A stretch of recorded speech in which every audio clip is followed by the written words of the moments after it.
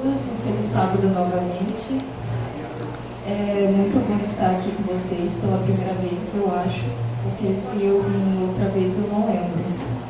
Mas é muito bom estar aqui conhecendo essa igreja, que mesmo que seja bem humilde e pequena, muitos acham que por isso é algo ruim ou tem até menos fervor. Muitos acham isso, mas não.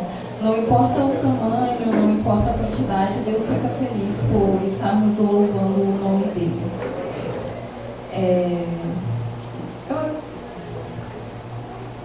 Giovana, mas podem me chamar de Gigi, muitos me chamam assim desde pequena. E eu só queria explicar alguma coisa para vocês, é que durante a pregação, caso eu não olhe muito para vocês, por favor, não se sintam ofendidos, eu não enxergo direito, e também com a luz lá do fundo eu enxergo menos ainda. Então eu peço só que não fiquem ofendidos, e às vezes eu posso ou gaguejar, ou falar muito alto, ou minha dicção pode falhar um pouco, porque eu fico nervosa nesses momentos, e aí eu já estou me tremendo. Então, na hora de falar, talvez eu possa tremer ainda um pouco mais. Mas enfim, eu agradeço por estar aqui, passando a mensagem que obviamente Deus quer passar para todos nós, e eu sou apenas um meio. Eu não quero me vangloriar, e nem que a glória ou o mérito seja para mim, mas sim para Deus. A nossa Bíblia, eu vou falar um pouco do porquê eu escolhi esse tema e como eu escolhi. Caso não saibam, nos Estados Unidos tem uma premiação que é uma premiação internacional de música, ou seja, cantores de diversos tipos que lançam álbuns com diversas músicas, eles participam de certas categorias e muitas vezes podem vencer ou apenas serem indicados. O nome dessa premiação é Grammy, e ela é uma das mais importantes para artistas que querem bombar mundialmente. Um artista em questão, o nome artístico dele é Bad Bunny, ou seria Coelho Mau. Não me perguntem por quê. Ele recebeu um prêmio importante de álbum do ano, se eu não me engano. Esse é o melhor prêmio da categoria, é ganhar álbum do ano. E durante o discurso dele, que foi um discurso muito bonito, no qual ele abrangeu a parte do que está acontecendo lá nos Estados Unidos, sobre a perseguição de imigrantes, principalmente latinos-americanos, ele falou uma frase que chamou a atenção de muita gente, e eu creio que essa frase pode tocar algo profundo em todos nós. A frase diz o seguinte: a única coisa mais poderosa que o ódio é o amor. E isso é algo que Jesus nos ensina a pregar também. E por isso eu gostaria de pedir para todos abrirem suas Bíblias em Mateus, capítulo 24, versículo 12. Vamos ler juntos. Diz assim: e por se multiplicar a iniquidade, o amor se esfriará de quase todos. Aqui nesse contexto, Jesus estava falando sobre o princípio das dores, o que aconteceria antes dele voltar. E uma parte muito importante do qual ele falou muito, e durante todo o texto de Mateus 24, ele aborda, é que o amor se esfriará, haverá muito ódio, haverá muita guerra. E quando nós olhamos para o mundo de hoje, o ódio parece uma coisa mais comum que o amor. Muito mais comum, seja em questão da guerra entre os países, da violência, da política, de cancelamento que ocorre nas redes sociais. O ódio se espalha muito rápido, mas o amor está se esfriando. E Jesus nos avisou há 2000 anos atrás, quando falou esse texto, ele não fez só uma previsão, ele fez um diagnóstico do nosso tempo e também da nossa sociedade. Porque seja antes dele ou depois dele, a sociedade sempre teve um problema em deixar o ódio correr mais rápido que o amor. Eu queria dar algumas informações de alguns casos que são muito notórios. Caso você veja, por exemplo, no Brasil de 2025 foram registrados 1.568 feminicídios, um aumento de 4,7 em relação ao ano anterior. Ou seja, em cada média, 12 mulheres sofrem algum tipo de violência em vários estados monitorados, muitas delas dentro de casa, nas mãos de companheiros ou ex-companheiros. A violência sexual contra crianças e adolescentes também cresce de forma alarmante. Uma em cada 5 jovens entre 12 e 17 anos sofre algum tipo de abuso facilitado pela tecnologia em só um ano. E eu digo que jovens até menores de 10 anos e a partir de 2 ou 3 anos sofrem violência sexual.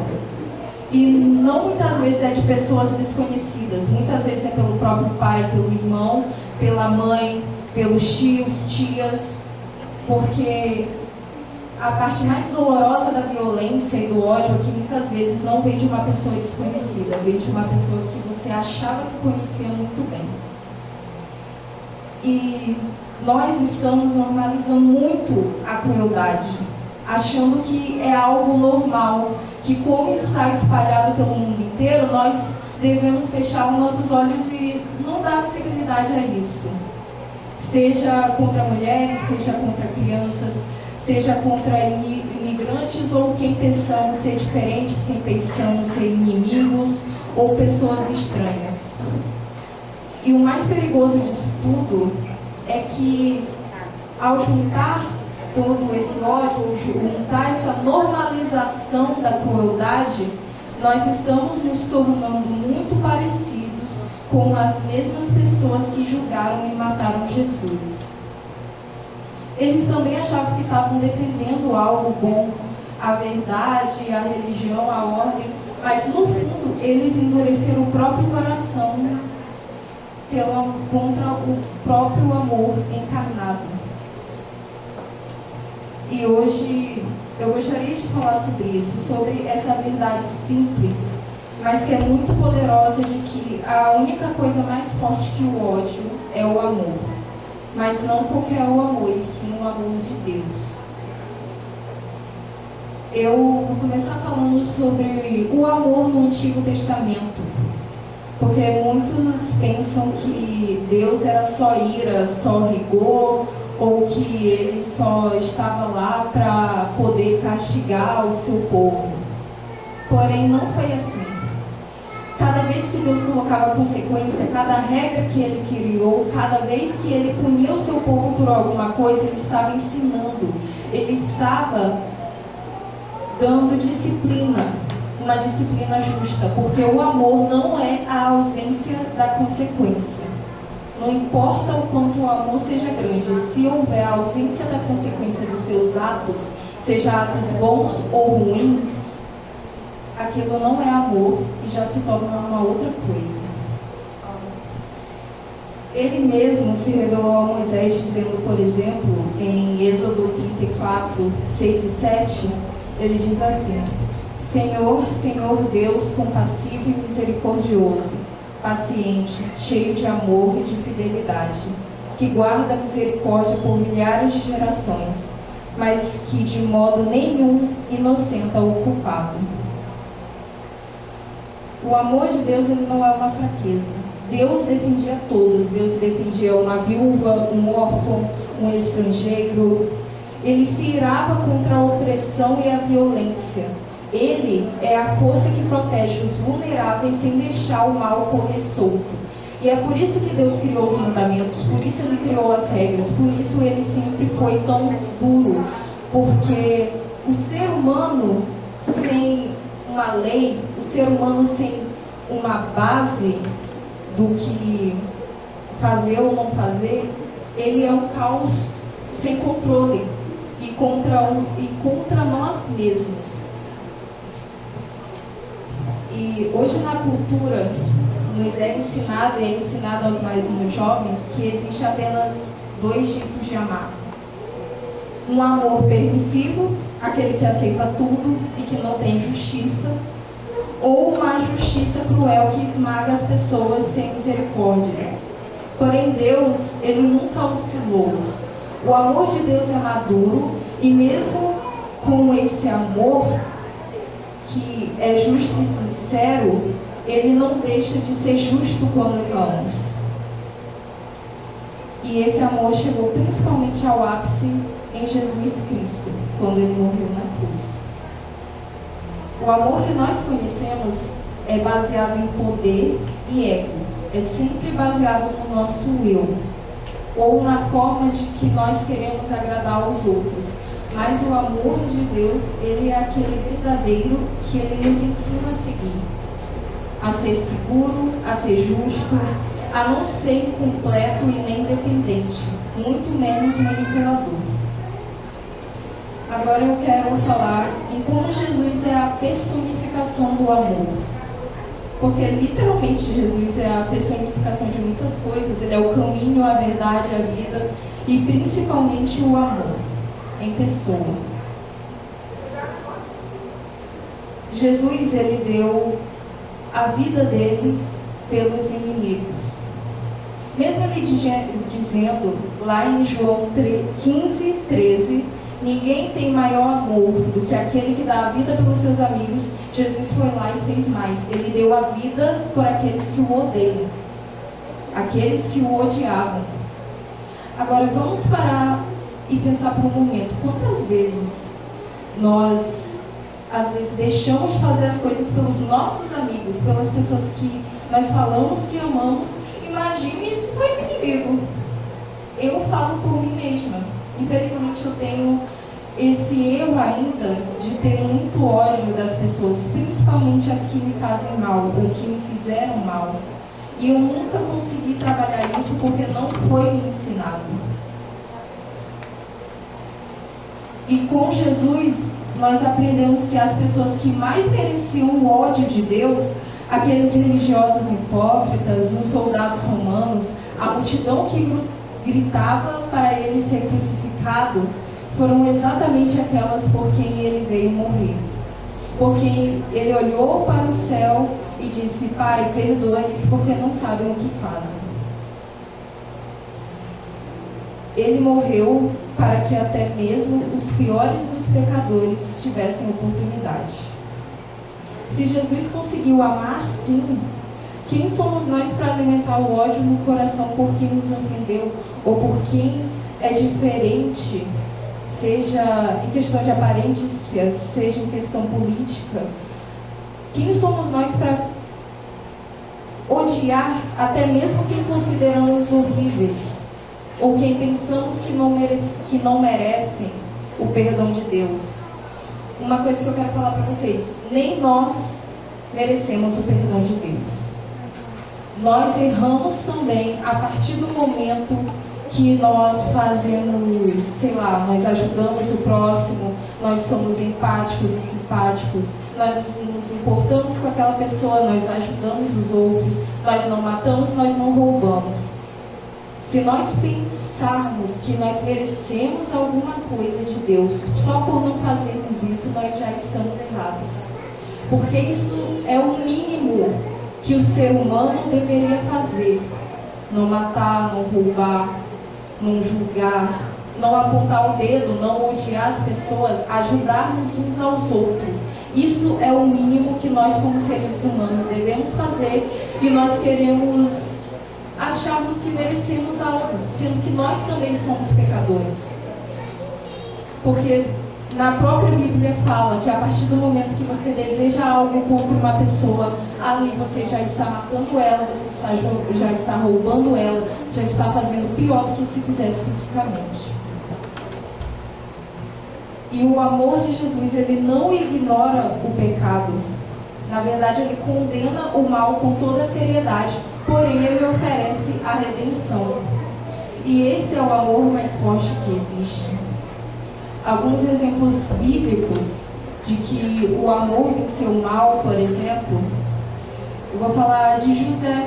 onde os próprios irmãos o venderam como escravo, e anos depois José teve a oportunidade de se vingar, porque ele era governador do Egito, mas mesmo assim ele chorou e perdoou os irmãos. José salvou a própria família, mas também preservou uma nação que estava passando fome. A outra pessoa era Davi, onde o rei Saul perseguiu Davi com um ódio mortal. Davi teve a oportunidade de matar ele, mas mesmo assim ele olhou e falou: Deus me livre de fazer algo, de levantar a mão contra o ungido do Senhor. Estevão, enquanto era apedrejado até a morte, ele não amaldiçoou seus assassinos, perdão. Na verdade, ele orou. Ele falou: Senhor, não lhes imputes este pecado. O amor dele no meio do ódio talvez tenha plantado uma semente no coração de Saulo, que mais tarde se tornou Paulo, mas também deve ter plantado uma semente em algumas pessoas ao redor. Porque você demonstrar amor em meio a um lugar que só tem ódio é algo muito forte e impactante.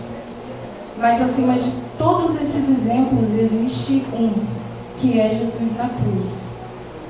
Eu gostaria que vocês tivessem a oportunidade, algum dia, pesquisarem, quando se lembrarem, pesquisarem o ponto de vista médico sobre Jesus na cruz. Lá teve um médico que ele explicou passo a passo tudo o que aconteceu com Jesus, todas as coisas que ele sentiu, e enquanto estava pregado, todas as coisas que ele tinha que fazer e a dor insuportável que ele sofreu.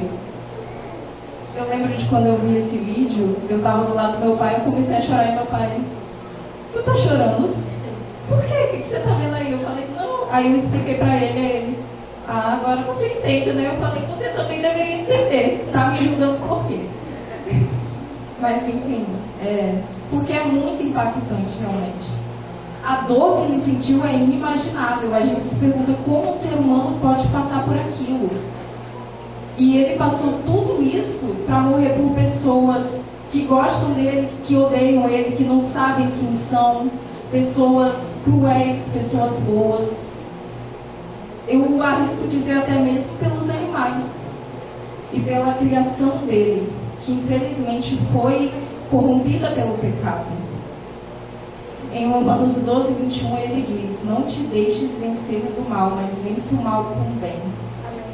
O ódio excita contendas, mas o amor cobre todas as transgressões. A verdade é que nós só sabemos mesmo quando estamos vivos é através do amor. Através do amor nós percebemos que nós somos seres viventes, que nós realmente somos humanos, ao ponto de nos colocarmos no lugar do outro, a ponto de sentirmos a dor do outro, até mesmo perdoar. O amor hoje na cultura, que se diz estar cansada do ódio, tem diversas coisas, como por exemplo apps de relacionamento que falam em buscar conexões sinceras, artistas que ficam pedindo mais amor em vez de raiva. Há desejo real de algo mais profundo. Porém, o amor que a cultura, que a sociedade oferece, ele é fraco. Ele é muito sentimental, ele é condicional, tudo tem que ter uma condição. Ele é centrado no eu mereço ser feliz, eu mereço as coisas.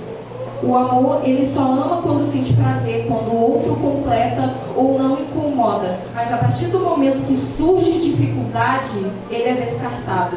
A partir do momento que surge diferença, é rejeitado. Esse amor não tem força para vencer o ódio real. Ele pode até gerar borboletas no estômago, mas não consegue perdoar quem nos feriu. Ou proteger os vulneráveis da verdade, nem amar o que consideramos abaixo de nós. As pessoas hoje em dia dizem, em nome desse amor, eles usam os traumas, vulnerabilidade, um contra os outros. Isso não é amor. Deus de certa forma, nunca usou nossos erros jogando na nossa cara. Ele sempre apresentava aquilo que a gente fez como forma de nós admitirmos que realmente fizemos aquilo e nos arrependermos, sinceramente. O amor de Deus, ele é o único diferente. O amor de Deus, ele é um sacrifício. Ele é uma escolha diária, é incondicional e é o amor que carregou a cruz. É o dito amor ágape, onde Deus ama independente de quem somos ou do que fazemos. Não aumenta quando fazemos o bem e nem diminui ou humilha quando falhamos.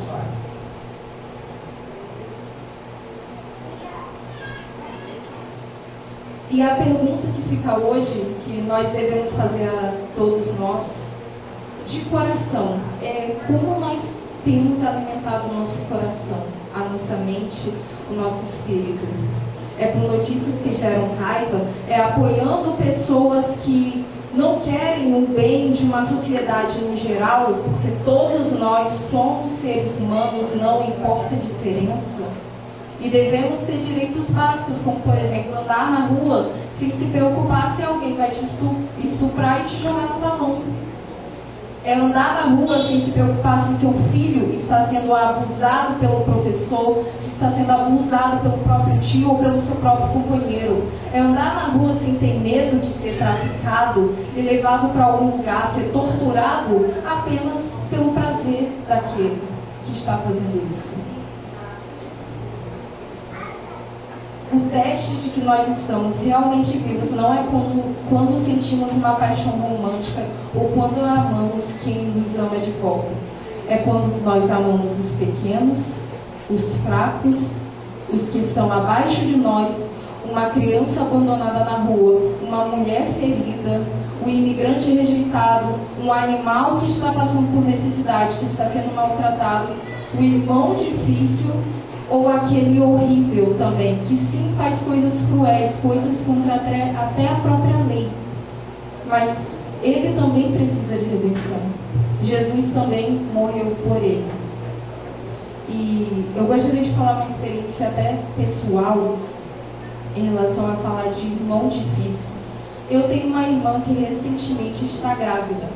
Ela está morando no Rio Grande do Sul e ela tem passado por algumas necessidades, digamos assim.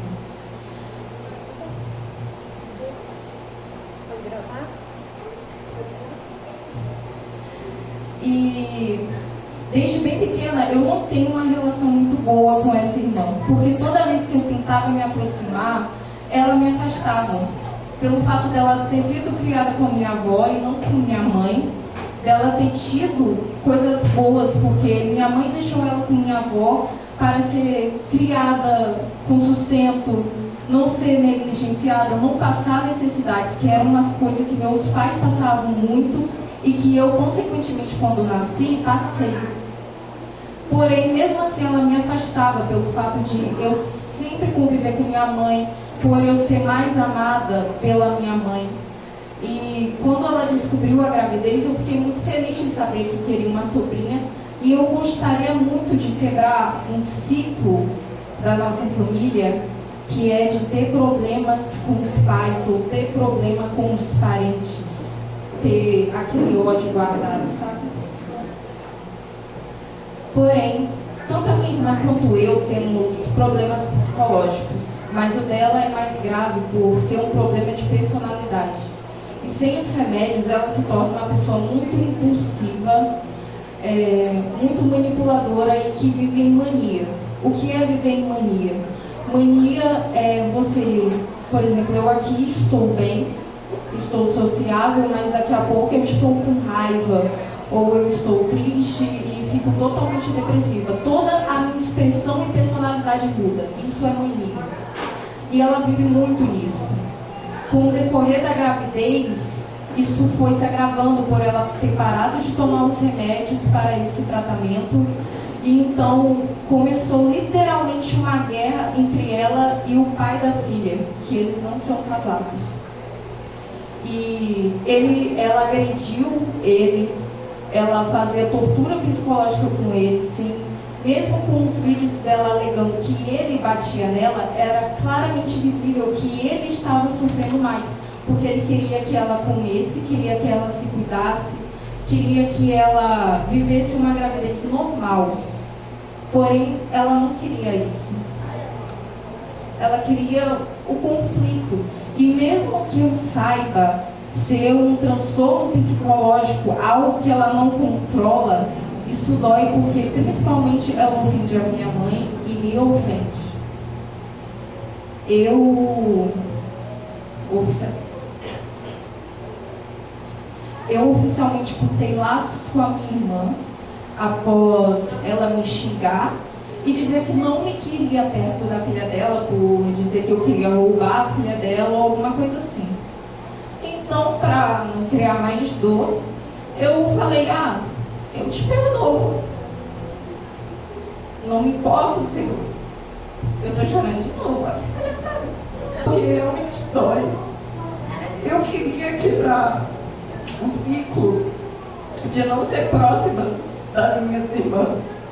Eu tenho uma irmã mais velha, por parte de pai, que já tem filho, já tem marido, e eu nunca fui próxima dela também.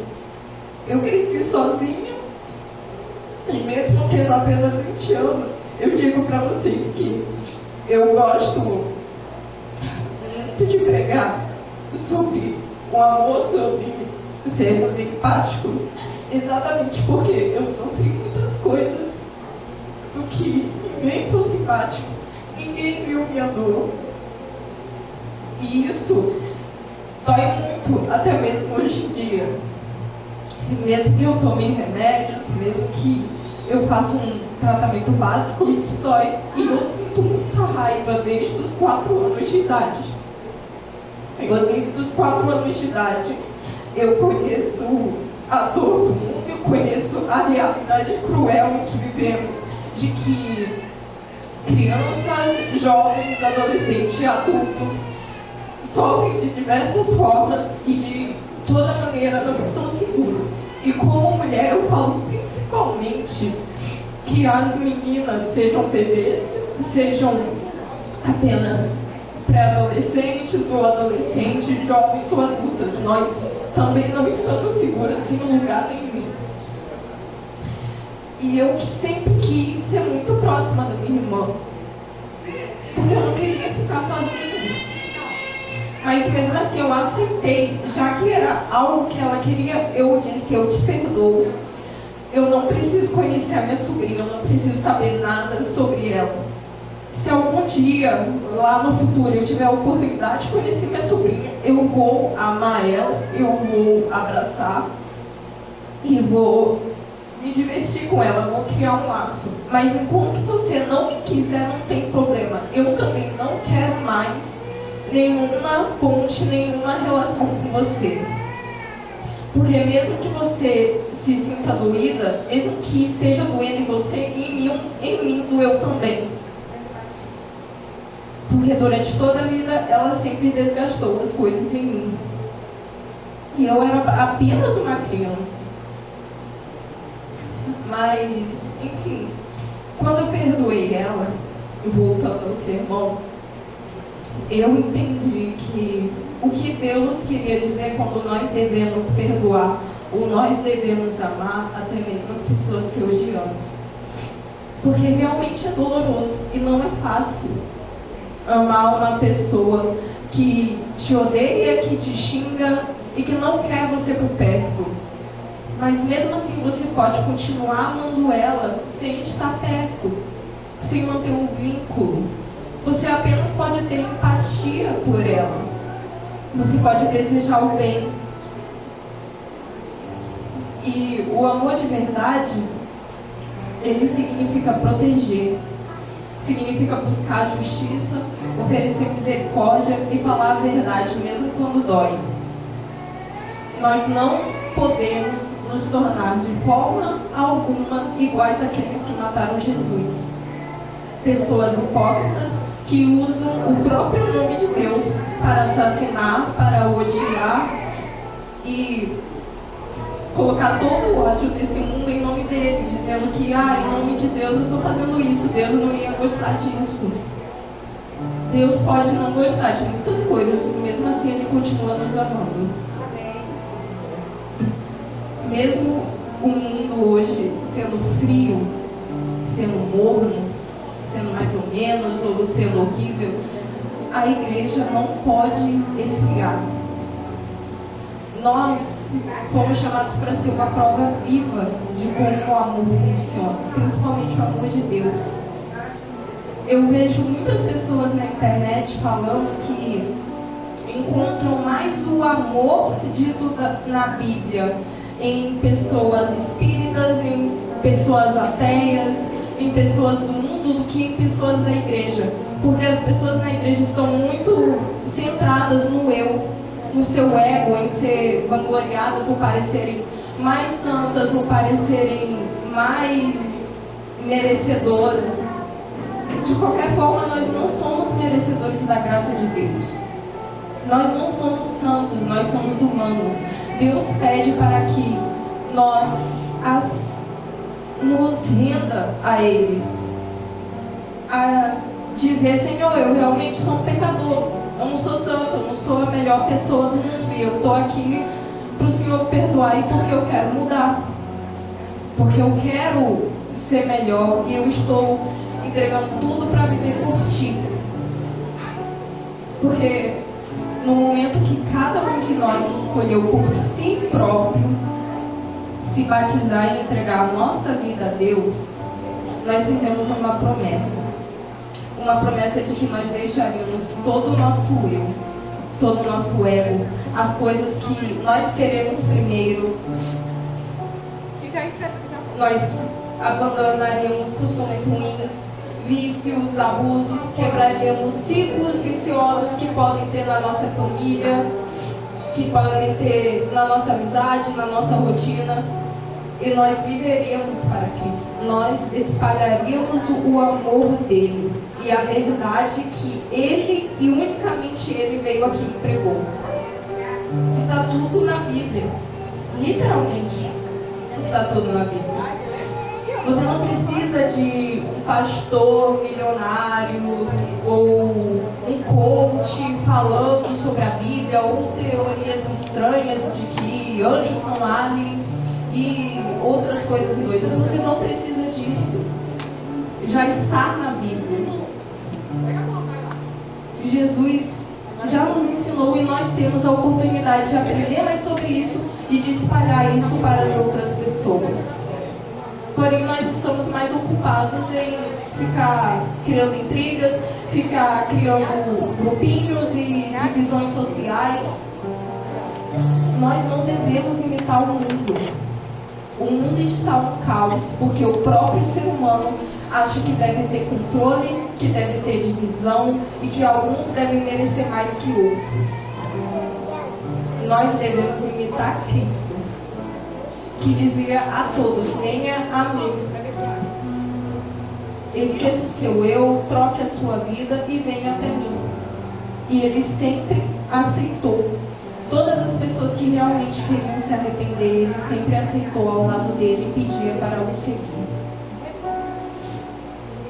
Se hoje nós reconhecemos que nosso amor esfriou, seja por causa de mágoa, de decepção, ou de tanto ver maldade nesse mundo, este é o nosso momento de se arrepender.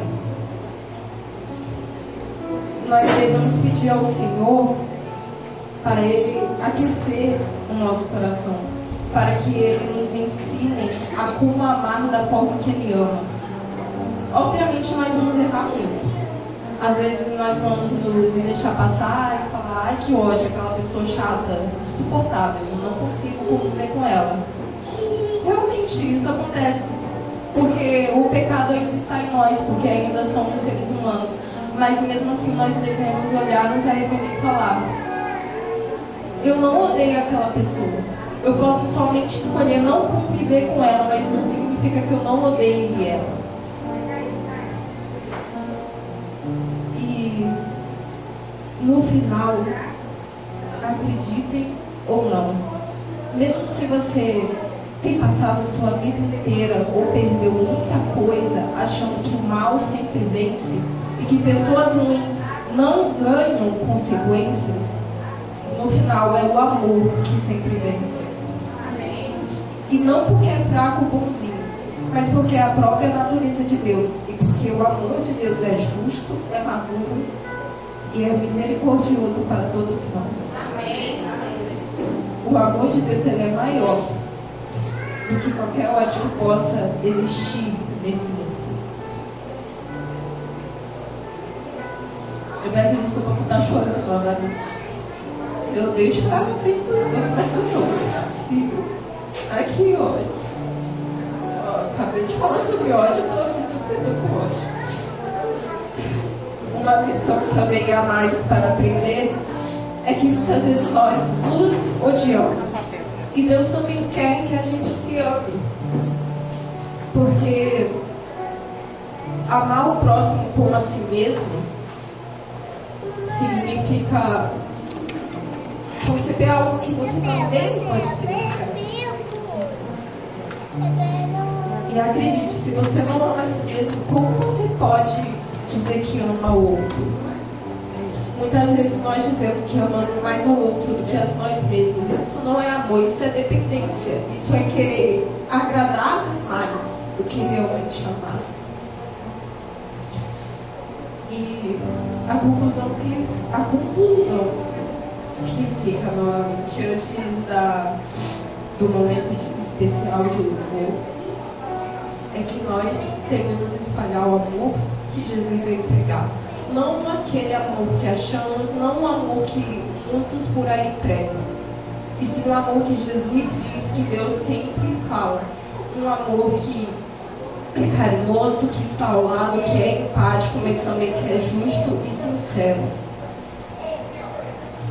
E nós devemos ser uma igreja que não esfria e se aquece mais ainda com o Espírito Santo, com o amor de Deus, que busca ter um relacionamento com Ele para poder fazer isso.